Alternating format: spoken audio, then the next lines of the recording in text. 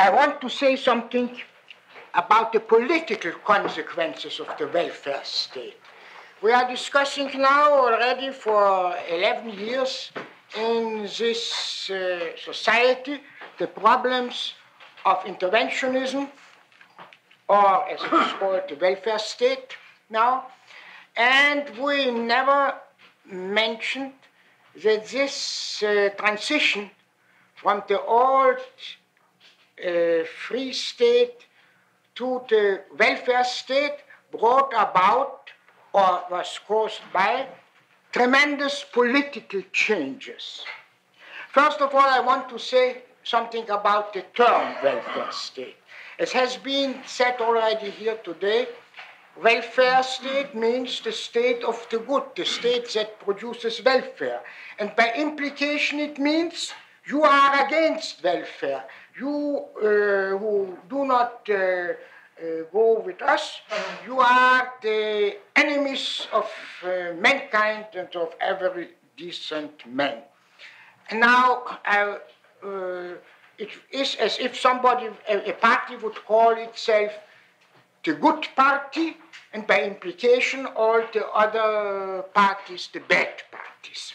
Now I want only to say, because our chairman made some remarks about this problem at the beginning of this meeting, that from the beginning on, the term welfare state was invented in order to camouflage and to justify the policies of governmental interventionism and absolutism in Germany. The German princes of the 18th century had a very bad record in history.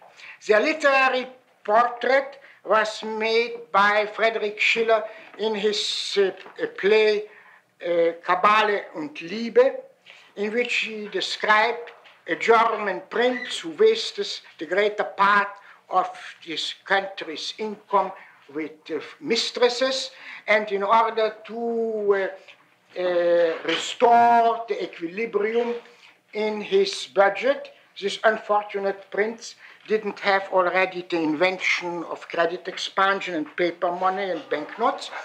He had to sell his army to fight foreign wars in the service of foreign countries. This is the famous case of the Hessians, which is very well known in this country. And now, this was the portrait of the German 18th century prince in 19th century Germany. And then those professors who were, and historians and statesmen who were in favor of the return to government interference, tried to justify this system, which was called by everybody at that time the police state, by saying the police state was not the police state. It was der landesfürstliche Wohlfahrtsstaat. Landesfürstlich means the princely. Wohlfahrtsstaat is precisely the original from which the welfare state was translated. Now I want only to say this incidentally as an introduction. What I want to say about the political consequences is this.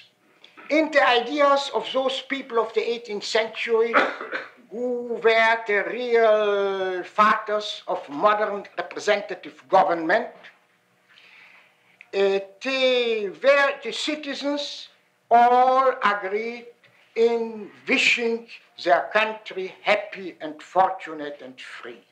But there were some differences of opinions how this goal, common to all, could best be attained. And therefore, they formed political parties. But a political party was only, one political party was different from another political party only by the fact that they had different opinions about the means to be resorted to for the attainment of the same end, the flowering of their own country. And this idea of political parties remained during the first part of the 19th century, but it is not the idea that prevails today. We still have the names left. especially in this country, we still have two parties. One is called Republican, one is called Democrats. And there are certain differences between them, mostly personal differences, but there are also very important identities of programs between them. Because what the member of parliament is interested in today, whether in this country or another country, is not the welfare of the nation, but the welfare of his constituency. The first problem for a member of parliament is to be re-elected. And in order to be re-elected, he has to do something for his constituency. And it happens that in this constituency are many dairies, and they are producing butter. And therefore, this member of parliament, it doesn't matter whether he belongs to the left or to the right, to one party or to another party, he is a member of parliament for butter. There are other members of parliament for silver, for wine, for many other things, but there is nobody for the nation, for the welfare of the nation. And it doesn't matter for this man, for our better men, with the other better men in parliament. He is not the only one, belongs to his own party or to another party. One used to talk a lot in this country about the 17 parties which the German parliament had in the days preceding the Hitler regime. And one compared it with the advantages of the two-party system. But in fact, the two-party system does no longer exist. If you ask an expert, then he will tell you, this man, he is for butter, and this man is for silver, and this man is simply for labor, and this man is for peanuts, and so on. You know.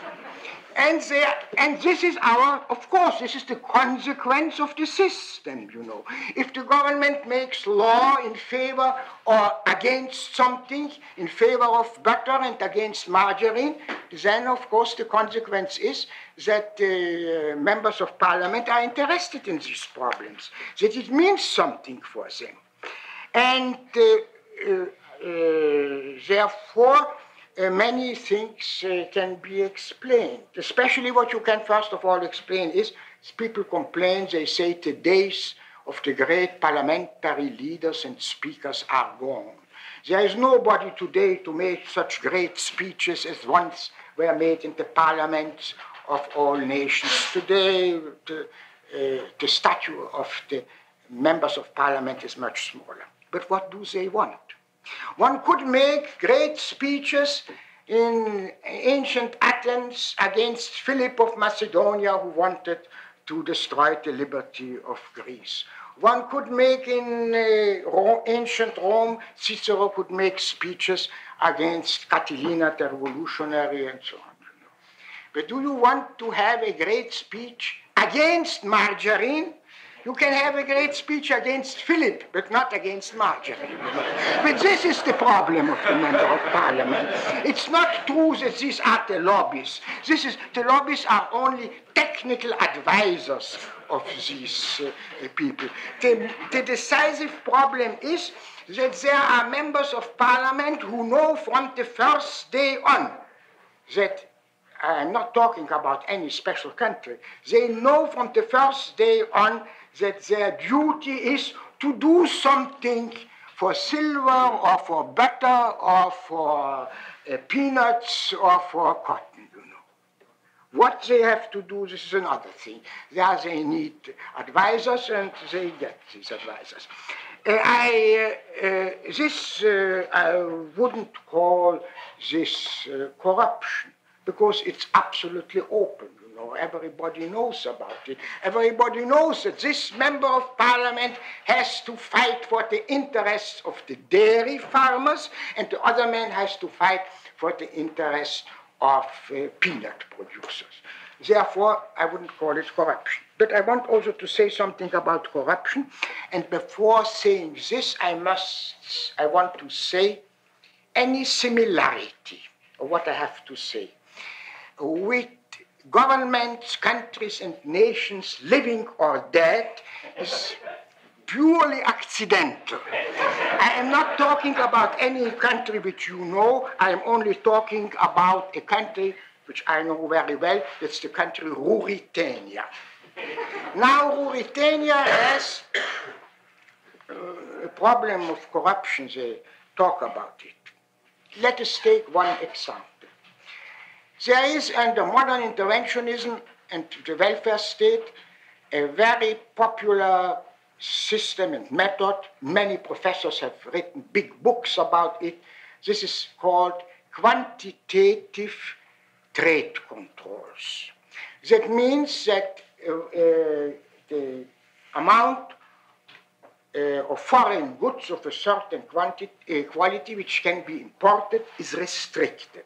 And that means that you need an import license in order to import.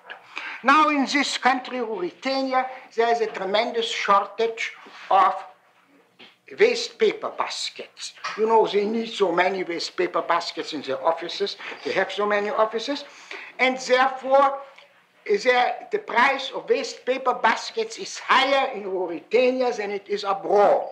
By importing, you could equalize the price, but this would be very bad for the Ruritanian waste paper basket manufacturers. And they are especially concentrated in several districts in which the members of parliament are in favor of a quantitative control of the import of waste paper baskets. If you import, if you get such, if this requires, of course, what the professors never said in their books, that there is an office that gives permits to people to import a definite quantity. And this is a very valuable permit because the price is very different between the two countries, and by importing, let us say, 5,000 waste paper baskets, 5% of the total amount admitted, you can make, let us say, $20,000 and so on. Or Ruurs, I am speaking of Ruritania. This is the... Now, who gives this permit? The permit is very valuable. There's a man in an office, and there is a sheet of paper, and if he writes on this sheet of paper, permit to import 5,000 waste paper baskets, this means money. It means $20,000 for the receiver. Now, of course, our doctrine assumes always that in the welfare state, the officials are angels. But in fact, the angels do not apply for the positions in the government of Libertarian. And there sits a man. He got this position because he is the nephew of somebody who is important. He sits in his office. He knows that there are waste paper baskets, but he doesn't know anything about the business of waste paper baskets. And there he has 100 people want to get such import baskets. Why should A get a license and not B? This, our man doesn't know anything. If he is really a faithful, honest, decent official, he doesn't know anything about waste paper baskets. Now he sits. But on his desk is a telephone. And somebody telephones. I don't know who. But he telephones. For instance, from the office of the Dalai Lama. And this man says, now at least I know to whom to give it. And those people, and then there appears a man and says, you don't know me, but I am the parliament member for some place, and I would like you to give, you have among your applications one of a man from my constituency. I do not assume that any money is used to bribe either the man who made the telephone call or the member of parliament who appeared in this office. No, I don't want to discuss such dirty subjects. But the question is, what else did the public expect? What else, how can, if they make a law which practically discriminates between people who are getting such a piece of paper from the office and people who are not getting it, what was their idea? Who should get this import license and to whom should it be denied? Therefore, to use a term which we hear today, nowadays very often implied in a very inappropriate way, I want to say that there the corruption is built in. It is necessary. It is without. It doesn't make any difference whether the man says, "I like better the name of this applicant than the name of the other applicant," and so on. There are no reasons to give the meaning of the permit means simply that the man who got it will get a certain amount of money out of the pockets of the people. This is another question, because the people is not interested in these things. They have elected these members of parliament, and they are getting what they deserve. But it is absolutely impossible to avoid this. And if then there are other people, who also take bribes and so on, then this is merely let us say, a consequence of this thing. One must not, we are discussing, and I did it always until today, we are discussing the welfare state and interventionism and the various interventions under the assumption, under the theoretical assumption that all men are angels. But even if all men were angels, I didn't see how they could find out what the difference is between A, who gets a license, and B, who doesn't get a license. Or what the difference is between butter and margarine. There are people who like margarine, and those who don't like margarine are not forced by anybody to eat margarine, to buy and to eat margarine. But nevertheless, the law wants to make differences between them and so on. And we have every day a number of laws that and other administrative provisions that do these things. When people, it happened sometimes when a man came to me or wrote me a letter in which he said, as you are criticizing interventionism, you will probably be very much interested in the fact that here and there were bribes and so on. If these informers who informed me were lawyers, then I answered them that I am dealing with these problems under the assumptio juris et de jure, that there is no bribery, that there must be a division of labor between people.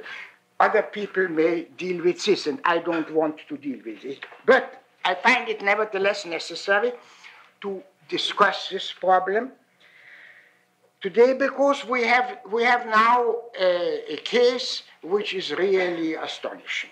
The case is that we had Congress, and this Congress knew that in November there will be elections. And because there are elections, they were very open-handed. They gave away money and money for everything. And the result is that the country is faced with deficit of 10 to 12 billion dollars. And nobody has any idea how this could be, how this deficit could be covered otherwise than by inflation. And therefore I think that when we will discuss in 2 days, or is it already tomorrow, when we will discuss inflation, we cannot separate this from the fact that the system of government, of interventionist government, makes such inflation the only way out, because every member of parliament in Mauritania and in other countries tries to get something for his own country.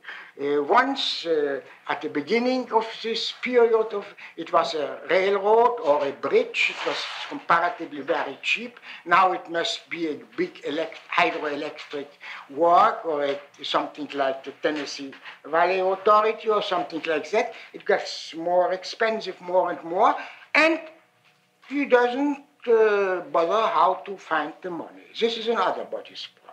This is the problem for the government, he says, for the bankers, for the people. What he has done, what has been expected from him. His constituency gave him the order, or asked him to do something for them. And when he comes back, when he has to face re-election, they will ask him, what did you do? And then he said, but look, here I voted in favor of this, and I voted in favor of this, and so on. And the question is only, who has to foot the bill? Perhaps we will answer this question in discussing inflation tomorrow, is it, or the day after tomorrow? Thank you.